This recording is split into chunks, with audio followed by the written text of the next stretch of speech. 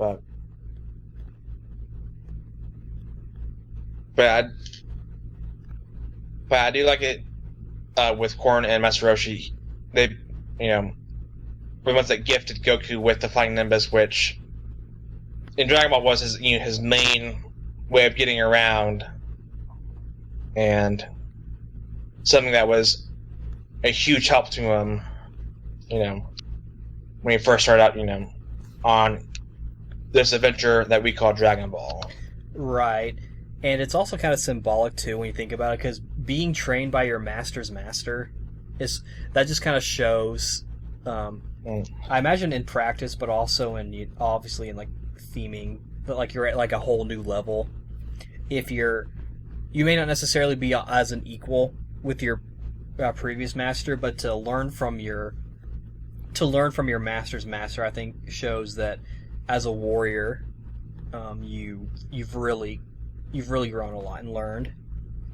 Yeah, well, this isn't the only time Goku learns from his master's master.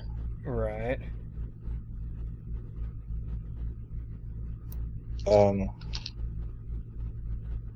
Yeah. What else? Yeah, Korin's also.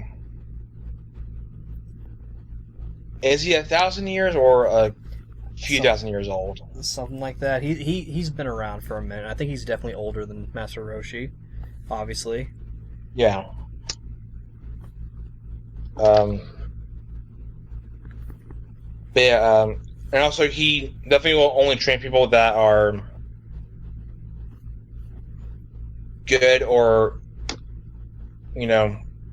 someone that he knows that well, Resurrection, of course, was pure heart at one point, since he had the cloud.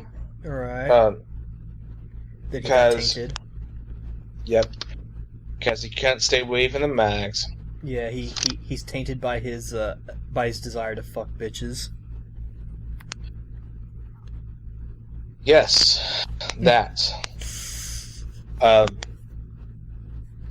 And so we see, that when Goku beats Mercenary Tao, Tao goes up, Korin's tower, and like tells him like, "Hey, give me the water that you gave the kid." And he's like, "Okay," and he literally just tells him, "Here, drink out of this water," and like that's it. And he's like, "Really? Okay." Drinks it, and just normal water, of course. Right. And then I think Korin's like, "Okay, are you ready to go back down?" He's like, "Yeah," and he's like, "All right, here, I have this cloud that you can ride, and I think, if I remember correctly, it's black." Yeah. And Mercy Tao, jumps on it, and of course, it just goes straight through. And then after that, of course, Goku beats him. So the point I'm getting at is Korin won't just train anyone. Right. Just like Master Roshi. Right.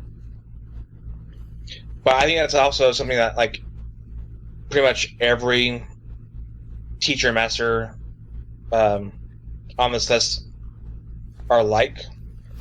Yeah, I'd wager so.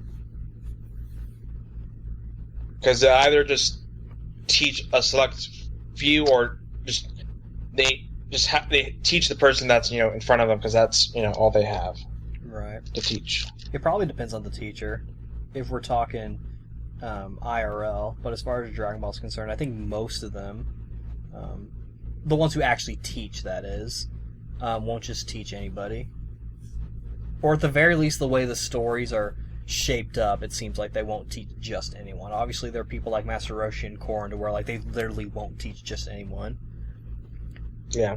But I think in certain characters, particularly the ones that don't necessarily count as teachers, who end up training or conditioning someone, it's kind of, well, it's more like an in the moment, due to the situation kind of thing. Yeah. Yeah, and so, do you have anything else on Korin? He's a kitty. Yeah, he is a kitty. I do like that.